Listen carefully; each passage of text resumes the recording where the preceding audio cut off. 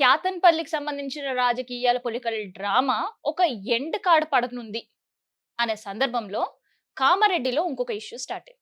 So, కామారెడ్డిలో start అయిన issue రాజకీయంగా హీట్ పెంచుతుంది. ఒకరిపైన ఒకరు దాడి చేసుకోవడం, కొట్టుకోవడమే కాదు, కార్లను కూడా ధ్వంసం చేసే పరిస్థితికొచ్చింది.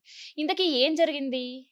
సో, షబ్బీర్ అలీ ఒక భూ కబ్జా ఆరోపణలు అండ్ ప్రత్యేకంగా అరోరా కాలేజ్‌కి సంబంధించిన భూ కబ్జా ఆరోపణలు ఎమ్మెల్యే ఆహ్, రమణారెడ్డి, వెంకటరమణారెడ్డి పైన ఆరోపించిండ్రు. సో, వెంకటరమణారెడ్డి గతంలో మనకు తెలిసిందే. ఇద్దరు సీఎంలను ఓడించి మరి ఆ సీటు కైవసం చేసుకున్నాడు. చాలా పాపులారిటీ. కానీ మనిషి మాత్రం చాలా సింపుల్‌గా ఉంటాడు. ఇది మనకే తెలుసు. కానీ ఈయన పైన భూ కబ్జాలా అని ఆలోచించే పరిస్థితికి ఆయనను తీసుకొనొచ్చిండు. ఇంకేముంది, రమణారెడ్డి చాలా హాట్ కామెంట్ చేసిన పరిస్థితి.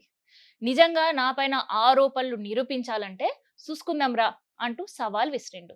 నేను మాత్రమే కాదు, నువ్వు ఏదైతే భూ కబ్జాలని ఆరోపిస్తున్నావు నా పైన, నేను నా కుటుంబ సమేతంగా వస్తా, నిరూపించు నీకు దమ్ముంటే.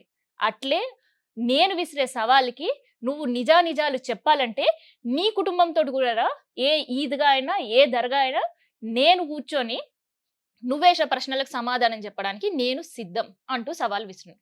అయితే వీళ్ళిద్దరూ సవాలు విసురుంటే మాజీ సర్పంచ్ గిర్రెడ్డి మహేందర్ రెడ్డి కారు ధ్వంసమై నుజ్జు నుజ్జైన పరిస్థితి.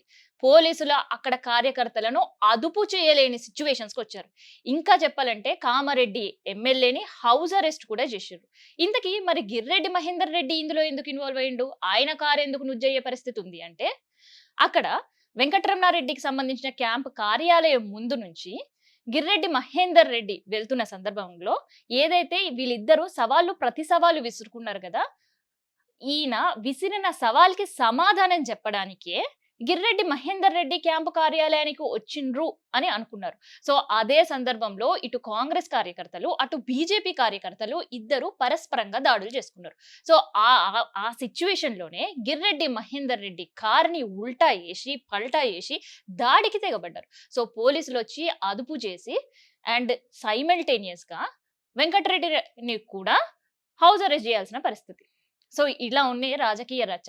సో, ఒక చోట పొలిటికల్ డ్రామాకి తెరబడుతుంది అనంగానే, ఇంకొక పొలిటికల్ డ్రామా తెరదీసిన పరిస్థితి కామారెడ్డిలో.